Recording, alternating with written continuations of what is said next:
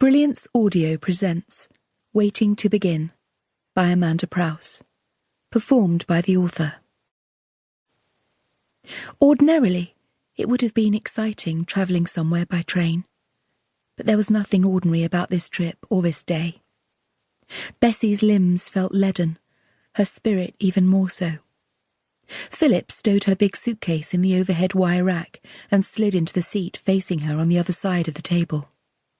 His Adam's apple looked huge, rising up and down like a lift, carrying conflicting emotions from his brain to his mouth and then back again. I brought some snacks, sandwiches, cheese and tomato, he said. He placed on the table between them the square Tupperware container with the faded green lid and the small piccalilli stain in the corner. The sight of the box, something from home and touched by her mother's fingers, was enough to bring on her tears. She shook her head. I'm not hungry.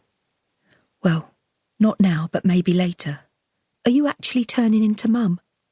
She asked, more sharply than she had intended. God, I do hope not. Philip drummed his fingers. I'll leave the thermos in the bag then.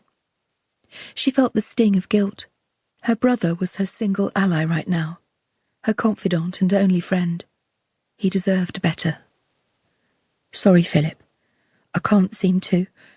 The words ran out. It's okay. He nodded. I understand.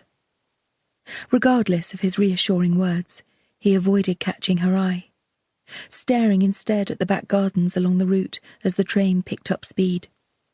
She looked away, knowing that he didn't and couldn't understand. Not that she did herself entirely. Despite her best efforts, tears gathered at the back of her throat and nose and slipped silently down her face. Please don't cry, Bessie. Philip's tone was calm and kindly, and his sweetness only encouraged her to cry all the harder.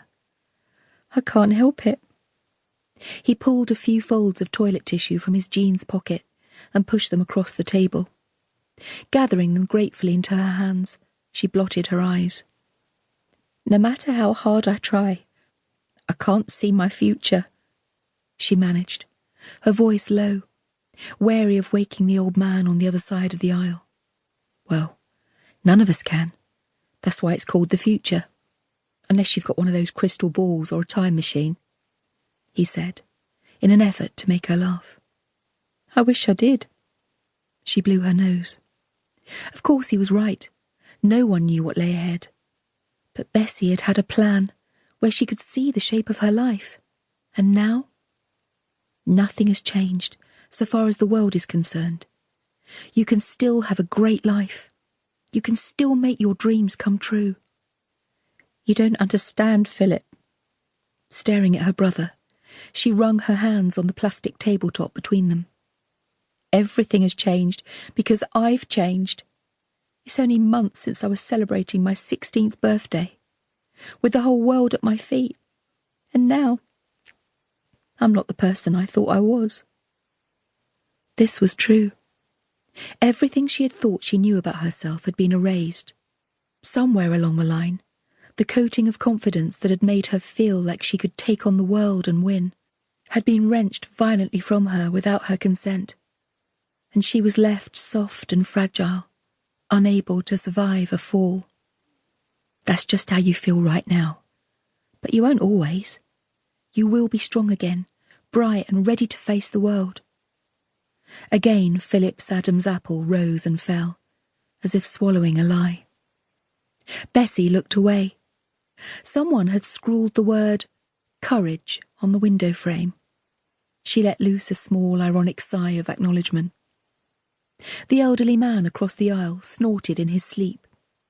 Grey tufts sprouted from his wide nostrils, and he sat with his head tipped back and his hands clasped across his chest.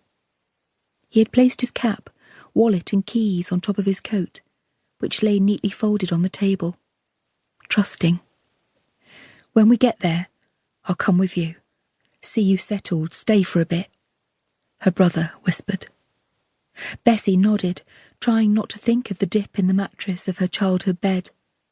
That comfortable crawl space, where she had succumbed to sleep nearly every night of her life, knowing she was safe, with her parents and brother just along the landing. The smell, feel and weight of the blankets were all the more familiar and comforting because of it. But not tonight. "I'm scared, Philip," she said in a small voice. And there it was, the phrase that encompassed all of her feelings. "I know," he tried out a weak smile. "Why don't you write one of your postcards? Take your mind off things." She watched as he unbuckled his satchel and pulled out the small pack of white postcards bought from the post office on the high street. He clicked the end of his ballpoint and pushed that across the table too. Bessie gripped the pen and turned the card to the angle at which she was most comfortable writing. In physical terms, at least, because it was mental torture to scribble these lies to the people she loved. "Dear Mum and Dad, how are you both? How is Nanny Pat's cat? Still hanging on, I hope." She paused and looked out of the window. "The weather is cold but lovely. The sky is clear and blue, and if it wasn't for the frost and the chill, it could be summer. It has the same colour. The sky, where in just a few weeks I will be flying. Can you believe it? I'm so excited. Me, an air hostess. All my dreams come true." "Tickets, please. All tickets, please," the conductor shouted, slamming the carriage door behind him. Bessie put down the pen. The old man opposite started and sat up abruptly, blinking. "I don't know what's going on," he chuckled, as much to himself as to his fellow travellers. "I know how you feel." Bessie turned again to the world rushing by beyond the window. "I know exactly how you feel."